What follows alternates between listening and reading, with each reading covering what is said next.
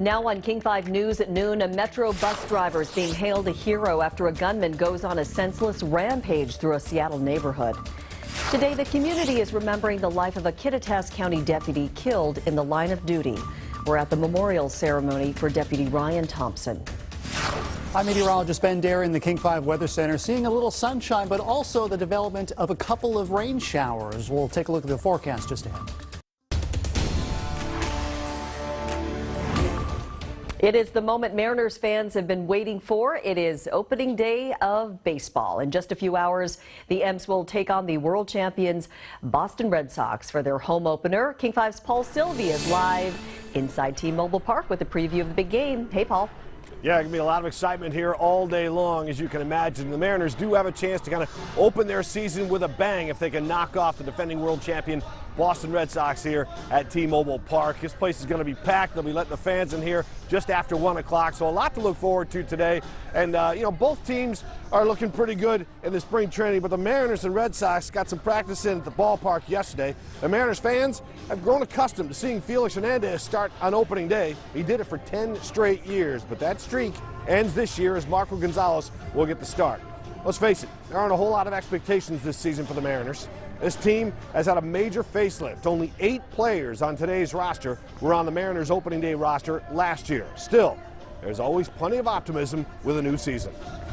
It was funny, I had a conversation with Bob Melvin over in Tokyo and just chit-chat, talking, and he says, yeah, a year ago, who would have thought that we'd have won 97 games? That's why we play. And I know I feel really good about our team. I like our offense a lot. We've got some questions like every team out there today does, whether it's rotation or bullpen or lineup or bench depth, whatever. And just got to let these guys play and we'll figure it out. But I like our lineup. I like our team. Yusei Kikuchi will start tomorrow's game. He's warming up out there with the rest of the Mariners pitchers, and they'll be stretching another half hour or so and get ready for this home opener against the Boston Red Sox. Chris Sale goes to the Red Sox. By the way, he's never lost a game here in Seattle. Live at T-Mobile Park, I'm Paul Sylvia, King 5 Sports. Thank you, Paul. Well, you're probably wondering what the weather's going to be like before you head to the Mariners game.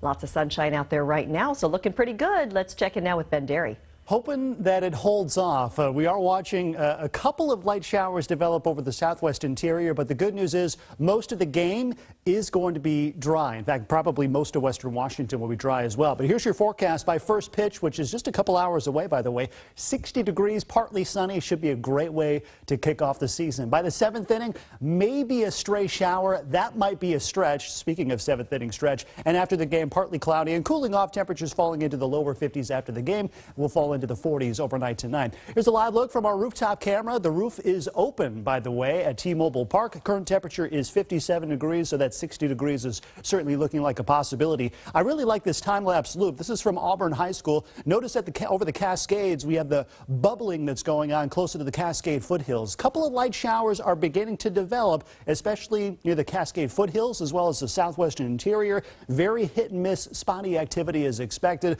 We'll come back and we'll share the extended forecast, which shows when a better chance for rain is in the forecast in about 10 minutes. Thanks, Ben. We are just 2 hours away from the memorial service for Kittitas Sheriff's Deputy Ryan Thompson, who was killed in the line of duty last week. A procession is underway in just a few minutes leading up to the memorial service for Deputy Thompson, which begins at 2 p.m. King 5's Tony Black is in Ellensburg with what we can expect. The memorial for Deputy Ryan Thompson will begin here at Nicholson Pavilion at 2 p.m. on the campus of Central Washington University. Law enforcement agencies from across the state will be here to pay their respects. Now, at 9 a.m., they began lining up and staging for the procession that starts in just a few minutes. They'll be lining up facing north on Lakeshore Way and then begin at the funeral home on Anderson and 3rd Avenue and make their way here to the pavilion. Now, as for the memorial itself, seating will be limited and classes are in session here at the university. So for the public or anyone wanting to watch the remembrance service that cannot get in, they will have a live stream of it at Cle Elum High School's gymnasium beginning at 1:15. Now, about 600 people can fit inside of that gym, and if you can't get in there, you can also still watch it on king5.com. Authorities are expecting high traffic all day throughout Ellensburg, so they're asking that you plan accordingly. And one last quick note, Eastside Fire and Rescue will be handling all the service calls for Kittitas County Sheriff's Office so that they can all come and pay their respects to Deputy Thompson. Here in Ellensburg, I'm Tony Black, King 5 News. I thought he was the victim, but all of a sudden he's the suspect. He's the guy shooting.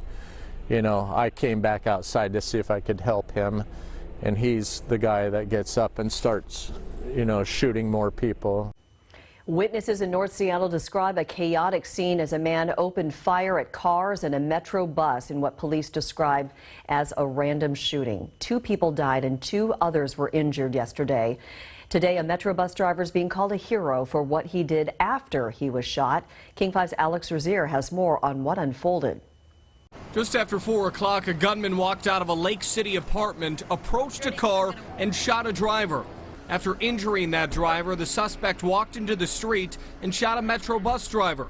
Amazingly, that bus driver was able to get away and drove his bus filled with people to safety. But after the suspect hit the bus driver, he continued his rampage. The gunman then approached a red Prius.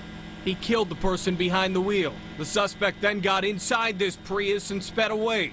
After he drove off, he hit another vehicle and killed that driver too. Police took the suspect into custody, but not before he killed 2 and injured 2 others.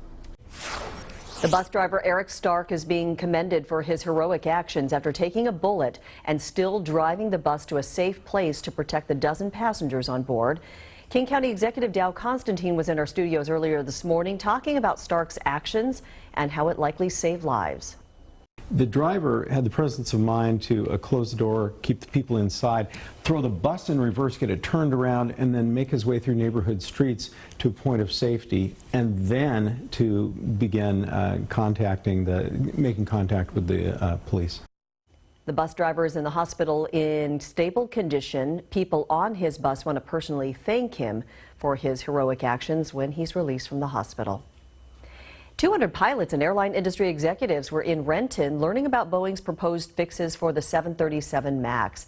That's the type of plane involved in 2 deadly crashes since October. Boeing says it will present the final fix proposal to the FAA at the end of the week, but it could still be weeks before the 737 MAX is back in the air. I'm going to be introducing legislation that will reform this system, which is so fatally riddled with flaws. Some form of delegation has been around since the 20s. It is part of the fabric of what we've used to become as safe as we are today. Members of Congress challenged the FAA on how it decides the safety of planes like Boeing's 737 MAX. Lawmakers wanted to know why Boeing employees are part of the FAA certification process, essentially helping to get their company's planes certified. The FAA says it would need nearly $2 billion and 10,000 more employees to do all of the certification work itself. Lawmakers plan to question Boeing executives at a future hearing. Hundreds of passengers are left stranded after Iceland-based budget airline WOW folds. The airline grounded flights all over the world overnight. WOW had operations here in the U.S. at airports in Baltimore, Boston, Washington, D.C., and New York. Many passengers went to social media to complain, saying they were not only stranded, they had to fight for themselves and find other airlines to get to their destination. State lawmakers have approved a proposal to raise the minimum age for buying tobacco and vapor products from 18 to 21. Governor Inslee is expected to sign the bill, which would take effect January 1st. Washington will be the 9th state to raise the tobacco and vapor sales age to 21.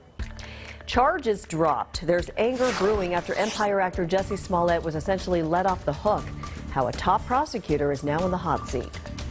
And a new leash on life will show you 2 groups who are taking full advantage of a second chance and a new beginning. And taking a look outside right now, lots of sunshine out there. Will it stay that way through the rest of the day? We'll check in with Ben after this.